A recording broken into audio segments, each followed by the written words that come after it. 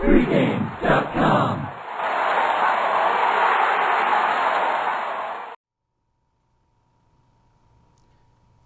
I'm Bryan Leonard, here with Vegas Runner. First time I've had a rant, and it's a pretty big one. I just left the M Casino in Las Vegas. All the props in the world to the M. The M is the only casino in Vegas that'll really take a bet right now from sports bettors. I'm in a football contest coming up later on in October, and I saw that my opponent, and we got into a discussion. He's a big bettor in Las Vegas. And he had said that he was down at and I'm not going to mention any of the sportsbooks names. I don't want to give them any credit or get banned worse than I am already. But he has a $100,000 limit playing any type of games in there except for sports. So he goes into the sports book and their limits are $3,000. So he plays 3 games for $2,500 each, kept them below their limit, and they still kicked him out of the sports book. They only took the 3 games. This is a big sports book on the Strip. This comes into the situation where just this week, there's a sports book that's very popular around Nevada, and they opened up one Las Vegas location. We're now in the 4th week of football. They're already out of business. 3 weeks of football, and now they're not taking any more bets. I've got no problem with the sportsbook closing down, but they've got many locations around the rest of the state where they are taking bets, and they're banning basically anybody in Las Vegas that has a clue. Anyone sharp. Anybody sharp. And it's not like I'm going to go to, and I don't want to discredit any other city in Nevada, but it's not like I'm going to go to Beatty and live in Beatty so I can bet at this sportsbook. I'm not going to go to Reno and live in Reno. It's too snowy for me. I moved out to Cleveland. I live in Las Vegas. If you're going to take a bet on a football game, you do it in Las Vegas, and you move the line. You hire somebody to run your sports book, give them $200,000, $250,000, hire a guy who bets for a living, and let him run a sports book. Just in the last 3 years, this is just the first one. There was one, they opened up an independent sports book, and I would go in every week, and I would place my bets, and I would win. And I'd tell them, I said, listen, you're an independent sports book. What will it take for me to let you know where you're going to get money bet on these games? Use me as a consultant. Let me bet my plays. Pay me so much per week. I'll tell you where the lines are going to move, and you can use that to your advantage. Move the line, make some money. And the guy looks at me and he says, why would I move the lines on air? 6 months later, sportsbook's out of business. Another time, I go into a sports book, local sports book here in Las Vegas. They're all across the state.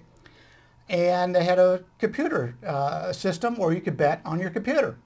So, of course, I go in to take a withdrawal. And then the week later, I go in and take another withdrawal. And he tells me, he says, you're banned. He says, we don't want your action. I said, what did I do? I said, I'm betting into your lines you post. He says, you're betting into good numbers. I said, isn't that what I'm supposed to do? I've had my beepers taken away. I said, instead of doing this to me, change the damn number. How hard is it to look on the screen? The thing is, what people fail to realize is it's not even the amount. It's the fact you're labeled as an advantage bettor. People think that you have to bet hundreds of thousands of dollars on a game for them to be afraid. It doesn't take that kind of money. I had problems before because they so-called labeled me a messenger bettor back in the day. Mm-hmm. And even if I was betting a game of my own recreationally, I couldn't get down an amount I wanted to. I mean, I had a sportsbook manager here who's still here operating, who moved the total on me in baseball for every $300 I bet. A strip book, $300. I swear to you, I was so mad. The total was 8.5 at minus 110, and I bet 300. It went to 8 over minus 120. I bet 300 again, went to 35. I bet it again, he moved it to 9. I was willing to lose money just because he was getting me so mad. Yeah, I ended up betting maybe like $2,100. I did 7 $300 bets, and I probably had over 8 and over 9.5 by the time I was done. But just to prove that point, exactly what you said. I don't have a problem with that. Let me bet. Tell me what the limit is. If the limit's 300, 500, 10,000, I don't care what it is. Let me bet it. Move the number. And then let me bet it again. I understand that. So I have no problem at all. That's what they should be doing. Right. But I'm just saying about the limits being so low. I mean, if you're on the Strip, the limit shouldn't be that low. Why would you take 10 dimes on that same NFL game, college game make it, I do not have an NFL, college game, from a guy walking away from the craps table, and yet you can't go up and bet 3 dimes because you're labeled as an advantage player. Before the Stardust tore down, they used to have the Stardust Invitational. And I've been in it a few times. One week I went down there to support one of my buddies in the industry, and I go up to bet an NBA total, $500. They wouldn't take $500 on an NBA total. I had my beepers revoked from the Stardust. They called my home because they more or less put together that I had multiple accounts, you know.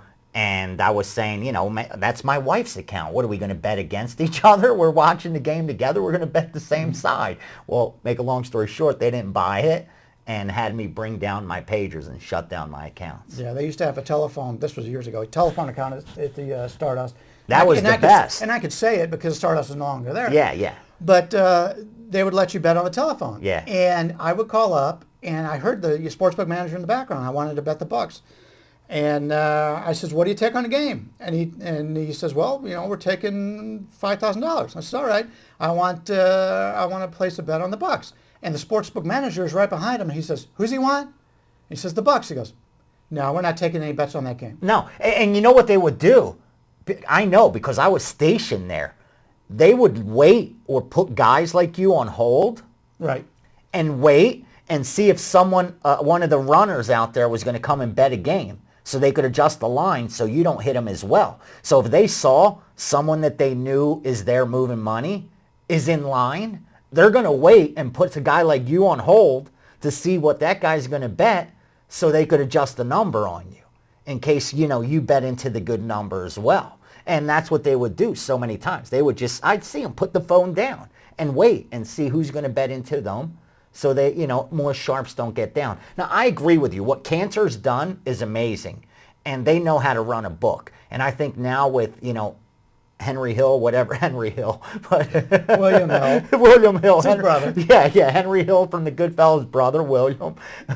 Being a wise guy. I think when he comes, it'll add more competition. And hopefully, you know, he follows along the lines of what Cantor's doing. Yeah, and to be honest with you, they can run their business any way they want. But if you live in Omaha, Nebraska, you live in the Midwest, you have no idea the situations in Las Vegas. People don't. And everybody said, I can't wait to move to Las Vegas, a place to bet. Listen, guys, you're probably better off betting offshore than you are coming to Vegas. Or with if you're your looking locals. to get a foot With down. your locals. And it's getting ridiculous. It's just frustrating. And like I said, I just saw this guy, and he was reeling into me, telling me what happened to him lately.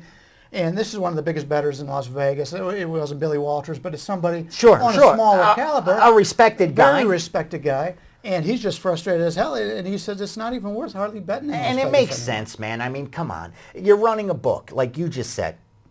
Book it, adjust your number. I mean, it's not difficult to do. But I think the biggest problem is that there's not enough legitimate bookmakers running shops. Yeah.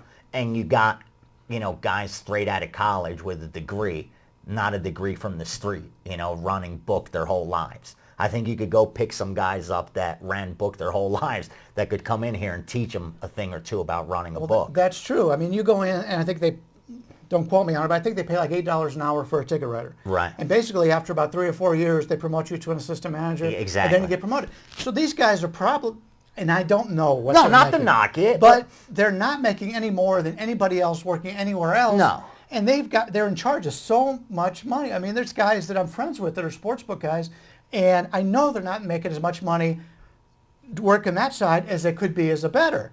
There's a lot of brilliant guys out here that bet for a living. There's a lot of risk involved when you bet.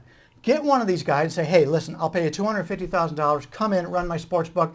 I mean, there's guys, Nick Bogdanovich. That's right. I was just thinking his name. Nick, who's a bookmaker. He's a bookmaker. He's got an opinion. He's willing to stick by his opinion. But he's gotten fired in the past. Exactly. And he's one of the most brilliant guys out here. If I was running a sports book, and I'm not, I hire Nick. I pay Nick whatever he wants. Let him do what he wants. Because you know in the long run you're going to make money. You're going to make money. I mean, how hard is it There's to figure enough this out? dead money out there that a book could turn a profit, Right. even with sharp bettors out there. Right. I mean, you know, I understand, and I ran through this problem not just with sports, once you're labeled a messenger bettor of sorts, But then I even had the problem, like I've talked about before, with blackjack. Once you're labeled an advantage player, it's not the money you won, or even I'm down at a strip casino. For the year there, I have a negative. I show a negative, and I can't play there. Yeah. And it's the fact that they just don't want to deal with you. Once you're labeled an advantage player, they just rather not even deal with you. They know long term you're going to come out on top one way or the other. Yeah, I've seen guys get kicked off before and banned when they have a losing record, and they've lost money. I don't understand it. You've got to have. We've done radio with Chris Andrews over at Cal Neva, and many times I'm on the same side as he is, so Right. he wants me to win.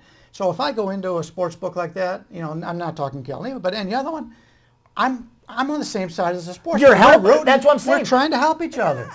When I was moving money back in Philly, I'd say only 1 out of every 3 to 5 books would be sharp enough to say this guy's an asset. A, I can use him to balance my work. B, I could use him to adjust my numbers. C, I could use him to stop other guys from infiltrating my book that are going to come in on the same game once a hot play gets, moves down the food chain. 1 out of 5, 3 to 5 would be sharp enough to do that. The rest just simply drop you. But what you said, you could be an asset to these people. And we're going to get into a couple games this week that we're going to break down, which that's the case. Alabama, Florida. Yeah. They should give you a room with that steam that came in on Florida because they know what's going to happen Saturday from the betting public that's going to bet Alabama. Well, we'll talk about that a little bit, but I just wanted to get this off my chest. Bryan Leonard with VR here talking about the Las Vegas Do you Sports feel Books. better now? We'll find out. All right.